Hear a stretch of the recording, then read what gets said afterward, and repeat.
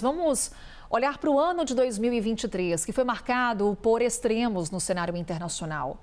O mundo que já assistia à guerra na Ucrânia se deparou com mais um conflito entre Israel e Hamas.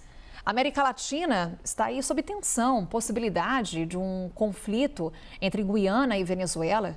Vamos falar sobre o que está acontecendo no mundo com a Denilde Roushacker, ela que é cientista política, professora de Relações Internacionais da ESPM. Nossa parceira, né, Denilde? Um ótimo ano para você de 2024. Seja muito bem-vinda aqui à nossa programação. Bom dia. Bom dia, Carol. Feliz ano novo para você e para todos que estão nos assistindo. Pois é, e a gente quer paz, né, Denilde? Porque a gente está há quase 2 anos, por exemplo, falando sobre a guerra na Ucrânia. E chama a atenção a mensagem de fim de ano de Volodymyr Zelensky, quando ele fala que vai destruir o exército russo. Nesse momento, o Volodymyr Zelensky está numa situação de fragilidade. Ele não conseguiu recursos dos Estados Unidos, da União Europeia, o que ele queria, né, de fato, ao, por exemplo, se encontrar com o Joe Biden, ao conversar com líderes europeus. O que a gente pode esperar do futuro desse conflito? Olha, é um conflito, como você disse, já se arrasta aí por 2 anos, né? Tá no momento em que a Rússia está fazendo uma investida, né, chamada investida de inverno, e tendo aí um ataque grande às cidades ucranianas. Essa fala do Zelensky é como uma forma de trazer também para uma motivação nacional, mostrar que o país ainda está fortemente ligado, atuando e tem capacidade de vitória. Mas o que tudo indica é que caminha-se aí para que se comece a tentar discutir um processo de paz e colocar um fim a esse conflito. Tanto Estados Unidos quanto a Europa têm pressionado pelo custo da guerra, pelo custo financeiro, mas também o custo militar do conflito. Então isso coloca para o Zelensky aí uma situação em que ele pode ter que negociar. E de outro lado, a Rússia também tem que se colocar à disposição para fazer essa negociação. Então a expectativa para esse ano é que possa de fato evoluir para se chegar a uma solução a esse conflito. Até porque muitos países envolvidos de forma até direta nessas negociações, Denilde, terão eleições. É o caso, por exemplo, dos Estados Unidos. Em que medida esses pleitos acabam interferindo no futuro da guerra? Muito, né? Porque o Biden tem dois frontes de combate aí envolvido diretamente, né? Ou de forma financeira diretamente, que é o caso de Israel, Hamas, e no caso da Ucrânia. Então, isso tem um desgaste político interno muito forte. Há uma crítica muito forte nos Estados Unidos pela forma como o Biden vem conduzindo.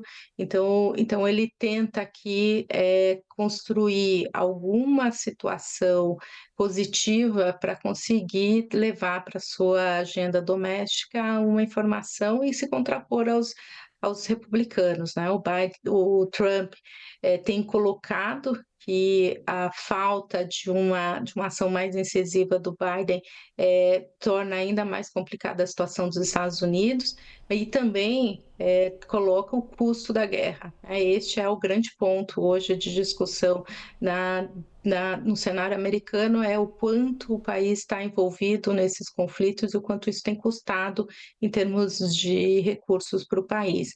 Então, apesar do Biden ter conseguido recursos Perdemos o contato? para Israel, o que se esperava para a Ucrânia, então isso mostra aí a dificuldade que ele tem. Então, acho que isso é um ponto importante, entra num jogo político importante. Na Europa também há uma pressão muito forte da opinião pública europeia para que se chegue a um consenso, que se leve a uma solução pacífica. Então isso pressiona os governos para que tentem a pressionar tanto do lado ucraniano quanto também a Rússia a sentarem à mesa e negociarem. Mas é uma situação ainda muito tensa, né? A gente vê que os dois lados têm muito ainda pouca predisposição, então isso vai depender dessa pressão internacional e das pressões domésticas para que se de fato caminhe para uma solução pacífica nesse caso. Bem, tivemos algumas falhas aqui na conversa com a Denilde Roshacker, mas acredito que sem qualquer comprometimento da compreensão do raciocínio da Denilde. Denilde, para falar também, estamos aqui falando de quase 2 anos da guerra na Ucrânia, mas caminhamos para 3 meses do conflito entre Israel e Hamas. Há uma expectativa das autoridades israelenses de que o conflito deve durar pelo menos até o mês de fevereiro, quando se daria o principal objetivo das autoridades israelenses, que é acabar com o grupo Hamas. A questão que fica é o futuro desse território da faixa de Gaza, completamente destruído por conta desse conflito, por conta dessa guerra.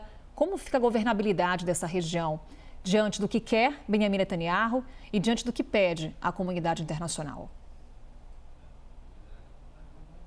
Olha, neste caso, acho que tem a pressão internacional é ainda mais forte do que quando a gente olha para a questão rússia-ucraniana. Isso coloca um grande desafio para o Netanyahu, né? A ação militar tem sido muito questionada, né? Os impactos humanitários têm sido cada vez mais questionado, especialmente aí nos Estados Unidos, que é o principal aliado, e o Biden tem feito um esforço muito grande de garantir essa aliança com Israel e coloca aí um questionamento para o que vai ser depois. Tudo vai depender, Carol, do que vai ser resultado dessa ação militar. O quanto, de fato, Israel vai conseguir destruir a estrutura do Hamas, como vai ser a ocupação nesse processo, então, que tipo de ocupação vai ser feita, se é uma ocupação internacional, por forças internacionais, se vai ser uma ocupação israelense, como já ocorreu em outros períodos, então ainda é muito incerto qual vai ser a solução. E há um questionamento muito forte, e aí os países árabes também têm pressionado, para que qualquer solução seja uma solução mais próxima da definitiva. O que seria isso? É que se construa de fato uma capacidade de coexistência entre israelenses e palestinos, e isso levaria o questionamento sobre a formação e a independência dos dois estados.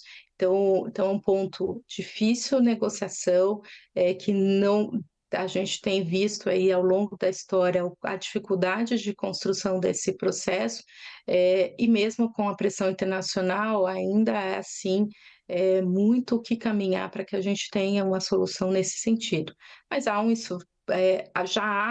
já existe aí uma forte pressão dos países, tanto os países árabes quanto outras coalizões como os BRICS, como a própria Europa e Estados Unidos, em fazer com que Israel Perdemos e palestinos do Hamas, a gente está falando da autoridade palestina como a organização legítima de representação dos palestinos, possa de fato ser capaz de fazer um processo de reconstrução da região. Mas os impactos humanitários, os impactos na infraestrutura de Gaza, tudo isso também vai exigir um esforço muito forte, adicional aí de reconstrução, que ainda também não foi discutido como que vai ser feito e quem é que vai participar ativamente deste processo. Denilde Roshacker trazendo para a gente um pouco do panorama do que aconteceu em 2023, do que esperar em 2024 sobre a guerra na Ucrânia e também sobre o conflito entre Israel e Hamas. Mais uma vez, Denilde, muito obrigada. Um ótimo ano de 2024 para você e até uma próxima. Eu agradeço.